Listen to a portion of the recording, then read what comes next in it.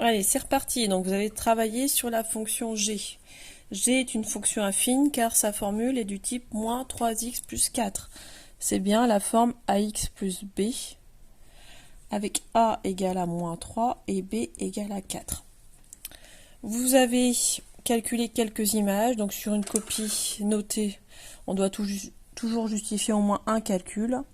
Donc si je calcule à la main g de moins 1, ça me fait moins 3 fois moins 1 plus 4, moins 3 fois moins 1, 3, plus 4, ça nous donne 7. L'image de 0, on le fait de tête, moins 3 fois 0 plus 4, ça fait 0 plus 4, c'est-à-dire 4. L'image de 2, moins 3 fois 2, 6, moins 6, pardon, je me trompe, plus 4, moins 6 plus 4, ça me donne moins 2. Ici, on a travaillé un petit peu moins, puisqu'on va avoir seulement 3 points pour imaginer la courbe de la fonction g. Donc l'image de 1, toujours avec les mêmes unités, dans un repère orthonormé, un carreau, une unité. L'image de moins 1, c'est 7. Moins 1 en abscisse, x, en ordonnée 1, 2, 3, 4, 5, 6, 7. Ça passe tout juste. L'image de 0, c'est 4. X est égal à 0, y est égal à 4. Et enfin, l'image de 2, c'est moins 2. Je retrouve ma règle. Et sans trop de suspense, je constate que les 3 points placés appartiennent, oui, à une même droite. Je ne me prive pas pour tracer cette droite. Donc cette droite, en effet, c'est la courbe CG. Et on dira que c'est la courbe d'équation y égale à f de x ou g de x, ici donc moins 3x plus 4.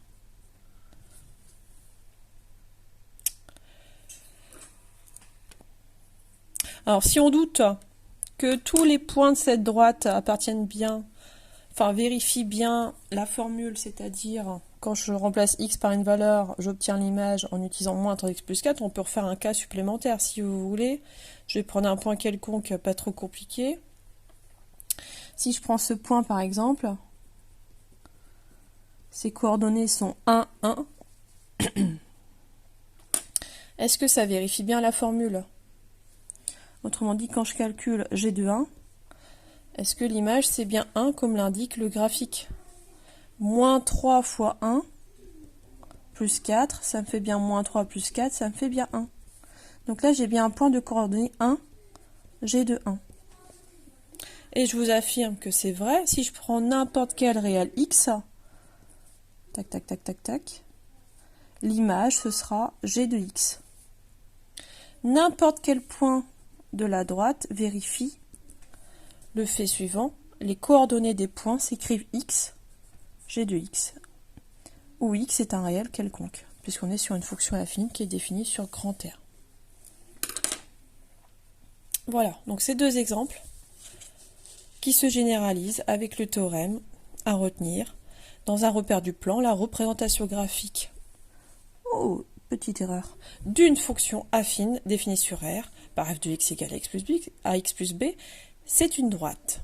Alors cette droite a des caractéristiques. En effet, je vous l'ai dit tout à l'heure, on peut lire sur ces courbes, sur ces droites, la valeur 2 et la valeur moins 1.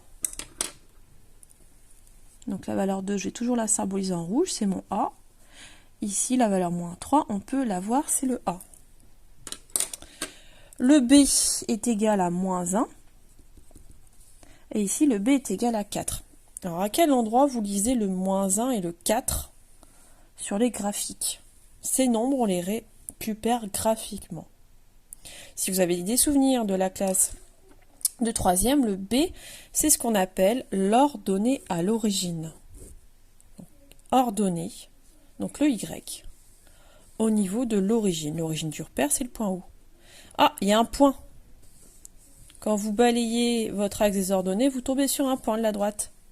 Celui-ci. Et quelle est l'ordonnée? Bah, c'est moins 1. Même chose de l'autre côté. Je balaye l'axe des ordonnées. Hop, il y a un point. Et si je m'intéresse à ce point, l'ordonnée, c'est 4. Donc ce sera une propriété. On dit que ces droites ont pour ordonnée à l'origine la valeur petit b, ce qui se vérifie sur ces deux exemples. Je vous invite à bien écrire sur les feuilles que je vous donne. Et deuxième propriété, le A. Donc là, la méthode est un peu plus difficile, mais j'espère que vous allez la comprendre et la mémoriser. Parfois, j'ai encore des élèves qui sont en terminale S ou en terminale ES qui ne maîtrisent toujours pas cette méthode du coefficient directeur.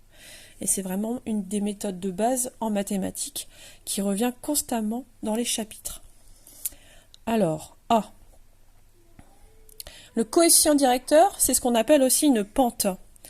Donc c'est lui qui dirige, coefficient directeur, il dirige votre droite. Comment il le dirige? On le voit ici. Donc vous prenez un point quelconque, je ne vais pas en rajouter, il y en a déjà un qui est placé ici. Et une base de réflexion, c'est se dire je me décale d'une unité vers la droite. Pour récupérer un deuxième point de ma droite, quel est l'effort que je dois faire? Je monte de 2 unités. Ce 2, c'est mon coefficient directeur. Cette marche d'escalier, je la récupère partout, à n'importe quel endroit. Si je me place ici, point qui n'était pas marqué, la méthode me dit décale-toi de 1 vers la droite, et regarde, quand tu montes pour récupérer un deuxième point, tu montes de 2 unités. C'est ton coefficient directeur, A égale à 2. Même principe, à droite avec la fonction G, le coefficient directeur c'est moins 3, on le voit aussi graphiquement. Alors, par exemple, je prends ce point, je me décale d'une unité vers la droite, et je constate que je dois descendre de 3 unités pour récupérer un point qui est sur ma droite. Donc le coefficient directeur, c'est moins 3. Cette pente, je peux la lire n'importe où. Je suis toujours sur la même droite. Je me donne un autre point, je me décale de 1, je constate encore une fois que je dois descendre de 3 unités. Mon coefficient directeur, c'est moins 3. Et ça vous définit une droite. Clairement, plus le coefficient directeur sera grand, plus la pente sera grande, plus la droite sera penchée. Et l'ordonnée à l'origine, c'est un petit peu un déplacement vertical qui se fait ici par la valeur de petit b. Donc du vocabulaire, on dit qu'une équation de la droite est y égale à x plus b. On retrouve la même formulation sur les fonctions, on l'avait vu. On dit que la courbe a pour équation y égale à f de x, sauf qu'ici, mon f de x, c'est la formule d'une fonction affine à x plus b. Ça va? Alors, on revient à nos deux cas particuliers. Que se passe-t-il si b, ordonnée à l'origine, est égal à 0? Dans la formule ax plus b, il nous reste ax plus 0, c'est-à-dire ax. L'ordonnée à l'origine que j'ai mis en vert est égale à 0. Ça veut dire, graphiquement, que j'ai une droite qui passe forcément au niveau de l'axe des ordonnées par l'ordonnée 0. Ce qui veut dire que la droite, pour ces fonctions affines qu'on appelle les fonctions linéaires, c'est une droite qui passe par l'axe des ordonnées. Donc avec votre règle, vous êtes obligé de passer par ce point. Est-ce qu'il y a une seule droite possible? Non, il y en a plein. La seule propriété qui est toujours vérifiée, c'est qu'elle passe par ces droites. Voilà. Qu'elle passe par ce point qui est l'origine du repère. Donc là, on a un autre coefficient directeur. Voilà.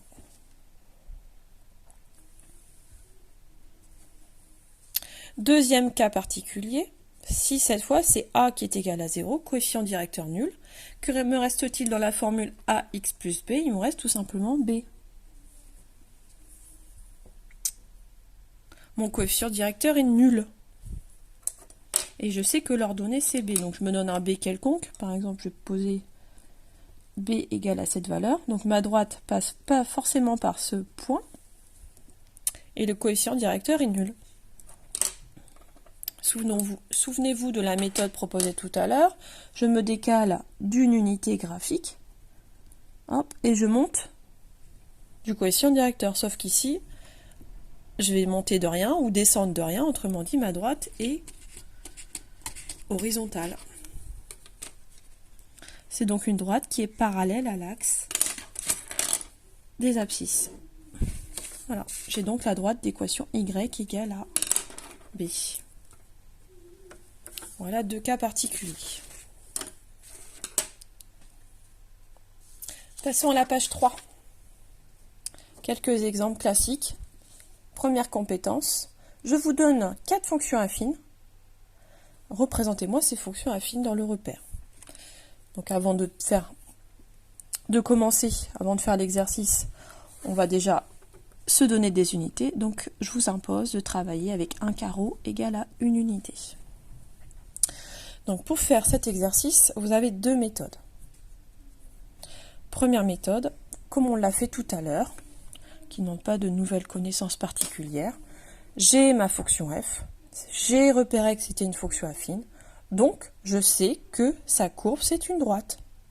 Pour tracer une droite, on a besoin de connaître les coordonnées de deux points. Donc au hasard, je vais choisir deux valeurs pour x et je vais calculer les ordonnées correspondantes. Voilà la méthode qui est détaillée ici. Il suffit donc de compléter un tableau de valeurs avec deux colonnes. J'ai choisi, mais c'est moi qui ai fait ce choix, vous pouvez très bien faire un autre choix, et je vous invite d'ailleurs à le faire. J'ai décidé de prendre x égale à 0, c'est facile, 2 fois 0, 0 moins 1, donc l'image c'est moins 1, et je complète mon tableau de valeurs. Si x est égal à 2, l'image de 2, ça me fait 2 fois 2, 4 moins 1, c'est-à-dire 3. Voilà. Alors l'idée c'est de ne pas prendre x trop serré, peu espacé, sinon quand vous allez tracer votre droite, ça ne va pas être très précis. Ces deux calculs me donnent les coordonnées de deux points. Le x c'est l'abscisse, il vaut 0 dans le premier cas, le y c'est f de 0, il vaut moins 1. Et pour le deuxième, 2, 3. Je place mes deux points, 0, moins 1. Que représente moins 1, vous vous souvenez, c'est ce qu'on appelle l'ordonnée à l'origine. Et j'ai un deuxième point, B de coordonnées 2, 3. Bon, vous avez en bruit de fond le bruit de mes enfants, c'est pas grave. Tant qu'ils ne parlent pas plus fort que moi. Voilà, donc vous calez bien votre règle sur ces deux points et vous tracez la courbe de cette fonction affine. Donc ici, on dit que c'est la courbe CF d'équation y égale à 2x moins 1. Voilà. Donc je vais à un rythme un petit peu soutenu. Le but c'est que vous fassiez pause et que vous repreniez à chaque fois. Voilà, c'est tout l'intérêt des vidéos. On peut s'arrêter quand on a envie. Quand on en a marre aussi, on peut faire une petite pause et revenir un peu plus tard quand le cerveau a envie de travailler. Donc voilà pour une première méthode qui n'est pas compliquée. Sur cette première méthode, on va revoir l'ordonnée à l'origine et le coefficient directeur. C'est important de retrouver graphiquement la valeur de A et la valeur de B. Donc la valeur de A, en rouge, c'est 2. Vous vous souvenez? Je prends un point quelconque.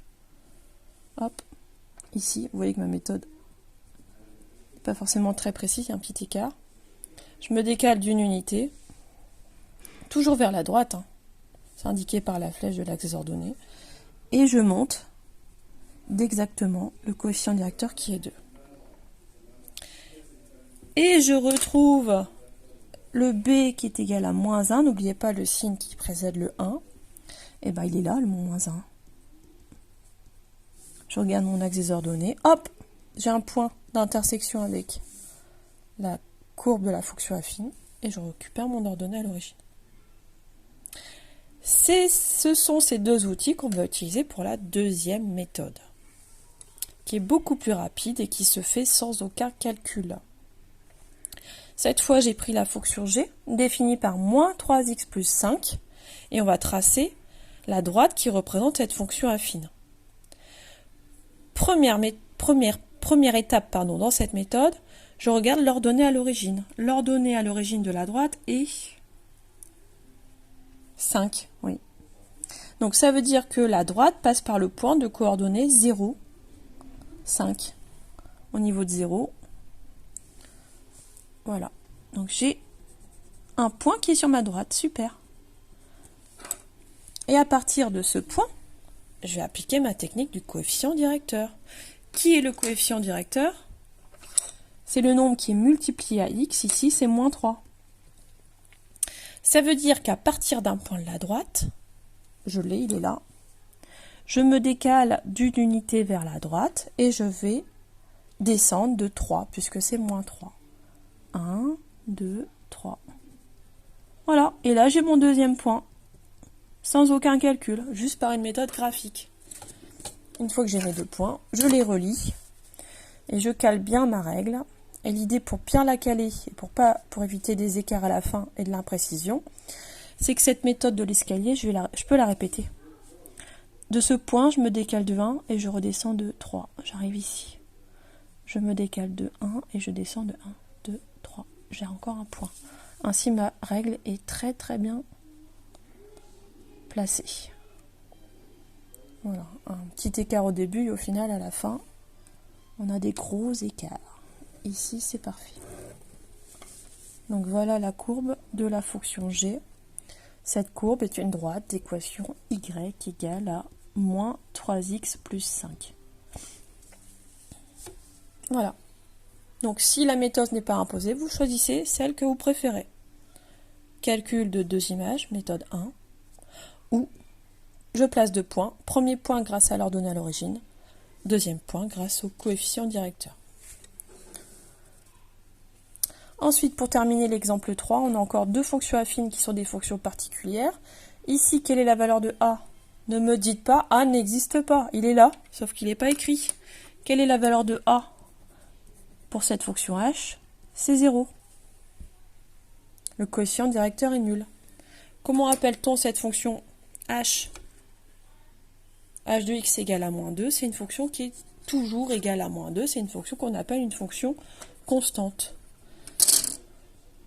Si je calcule deux images, les deux images, vous avez beau changer le x, l'image sera toujours égale à moins 2.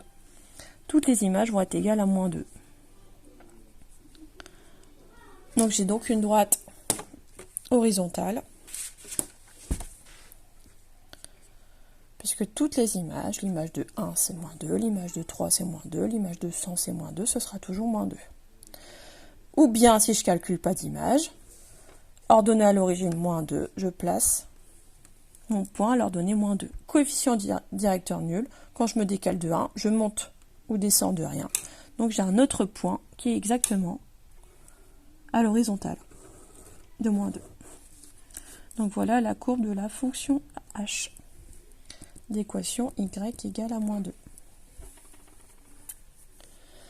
Et enfin, dernier exemple, la fonction affine définie par moins 3x, moins 3 fois x. Quelle est la valeur de b? Il n'est pas écrit parce que 0, on ne l'écrit pas.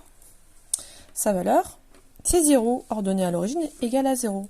Ça veut dire que ma droite passe forcément par l'origine. Cette fonction, c'est ce qu'on appelle une fonction linéaire.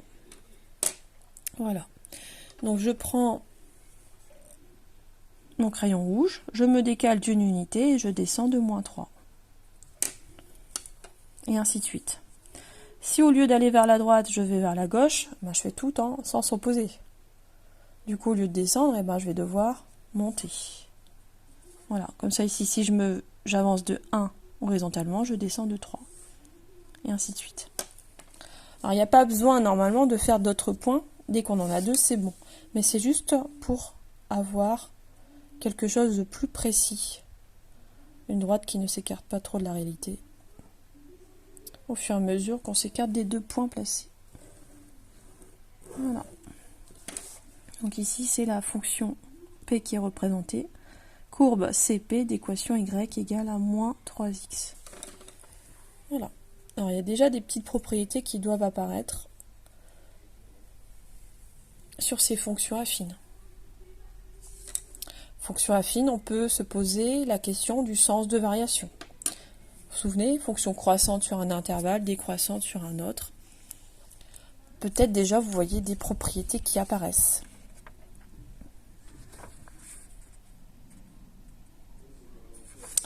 Passons à la page 4.